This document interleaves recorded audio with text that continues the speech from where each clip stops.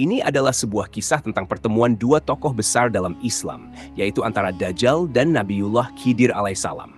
Dikisahkan keduanya akan bertemu ketika bumi tengah diambang kiamat besar. Dajjal adalah manusia yang akan hidup sampai akhir zaman. Begitu juga Nabi Khidir alaihissalam. Banyak ulama berpendapat Nabi Khidir masih hidup sampai hari ini, dan jika dihitung usia beliau lebih dari 6.000 tahun. Dan dikisahkan Dajjal memenggal kepala Nabi Khidir ketika keduanya bertemu di hari kiamat. Lalu bagaimanakah kisahnya?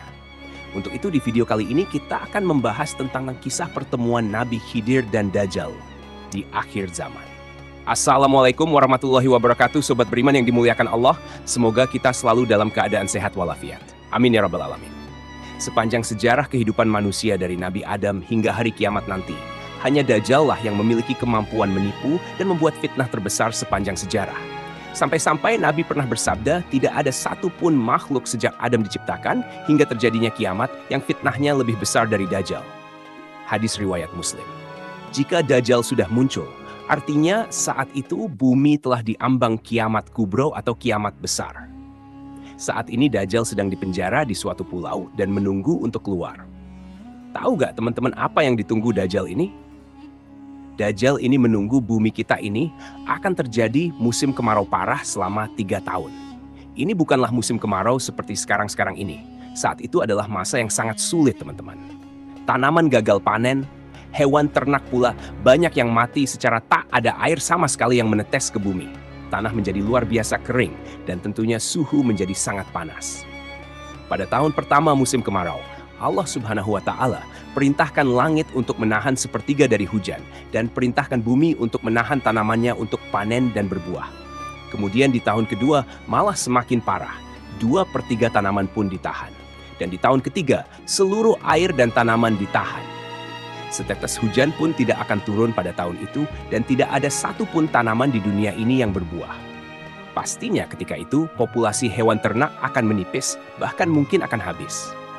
Pada saat itulah manusia akan betul-betul merasa kelaparan dan kesusahan yang teramat sangat. Kemudian pada saat itu pula, rantai setinggi 46 meter yang mengikat Dajjal akan terlepas. Lalu Dajjal akan keluar di suatu tempat yang bernama Isfahan. Kalau kita lihat di peta modern sekarang, tempat itu berada di negara Iran. Nanti pas Dajjal ini pertama-tama keluar, dia akan mengaku sebagai orang saleh. Kemudian banyaklah pengikut dia, termasuk orang-orang Islam. Karena saat itu Dajjal ini melakukan suatu perjalanan, maksudnya dia tidak diam di Isfahan. Setelah muncul, tak lama dari itu pun Dajjal mengaku sebagai nabi. Dan pada saat dia mengaku nabi, maka orang-orang Islam banyak yang meninggalkannya. Setelah perjalanan, Dajjal sampai ke sebuah daerah yang bernama Kalah, yang berada di wilayah antara Irak dan Syam. Barulah saat itu dia mengaku sebagai Tuhan pemilik surga dan neraka. Ada setidaknya 7 golongan yang ikut Dajjal pada saat itu, yaitu orang-orang Yahudi, pelaku bidah, setan dari bangsa jin, kaum Khawarij, atau kelompok yang mudah mengkafirkan orang lain.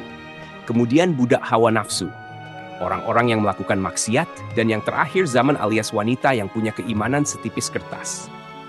Buat wanita agak bahaya nih teman-teman.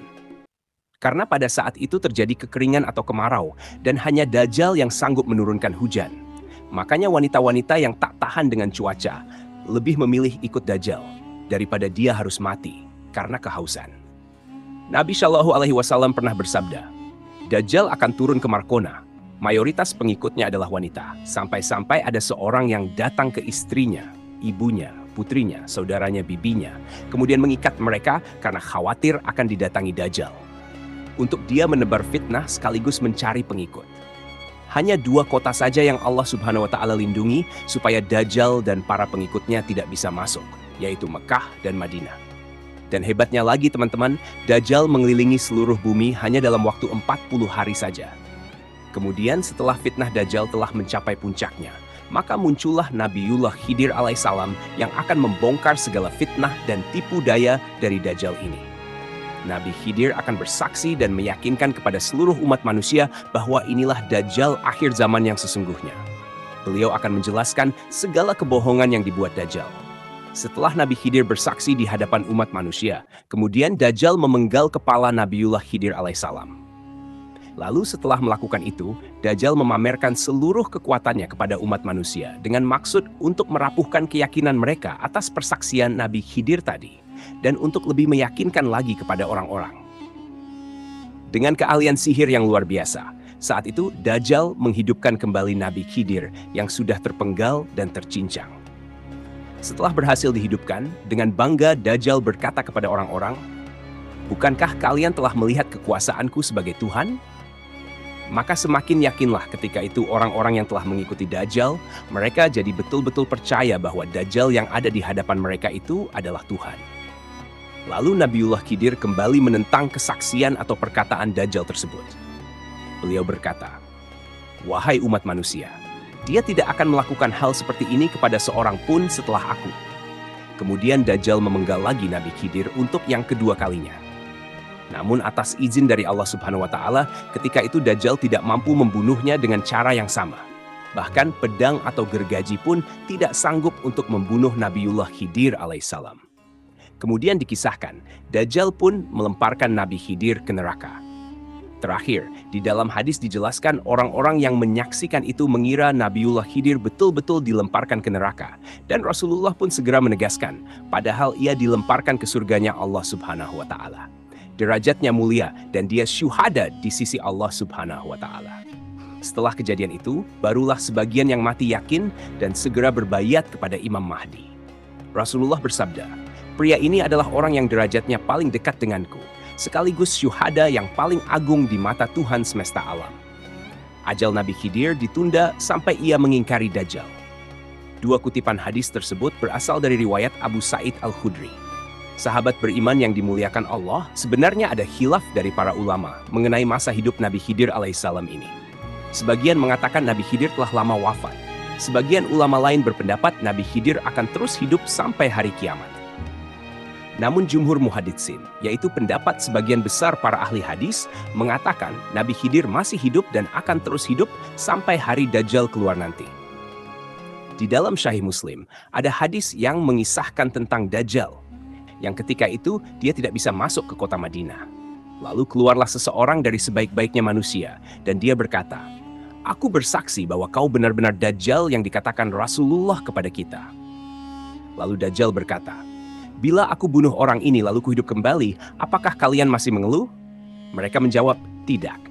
Maka Dajjal membunuhnya, lalu menghidupkannya kembali.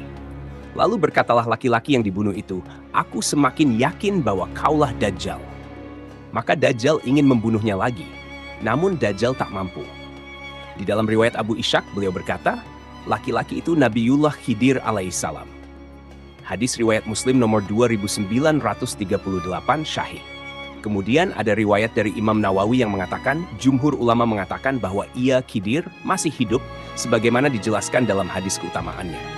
Dan mengenai kehidupan Khidir ini adalah kabar yang syahih. Selain itu, juga dijelaskan bahwa datanglah seorang laki-laki asing melawat Rasulullah ketika itu beliau tengah wafat. Maka berkata Sayyidina Abu Bakar dan Sayyidina Ali bin Abi Thalib, lelaki itu adalah saudara Rasulullah, yaitu Khidir. Teman-temanku seiman, jika Nabi Khidir sampai hari ini masih hidup, timbul sebuah pertanyaan. Apakah Nabi Khidir menikah dan punya keturunan? Jawabannya adalah tidak ada satupun riwayat yang mengatakan bahwasannya Nabi Khidir menikah dan punya anak. Namun dijelaskan oleh Imam Nawawi bahwasanya Nabi Khidir tinggal di laut dan beribadah di laut. Imam Nawawi berpendapat demikian berdasarkan dari isi surat Al-Kahfi yang mengisahkan Nabi Musa bertemu dengan Nabi Khidir yang sedang beribadah di tengah lautan. Dan ada beberapa kisah para waliullah, orang-orang saleh dan ulama yang pernah berjumpa dengan Nabi Khidir alaihissalam. Memang kita tidak diharuskan untuk percaya, namun semua itu bukanlah suatu hal yang mustahil.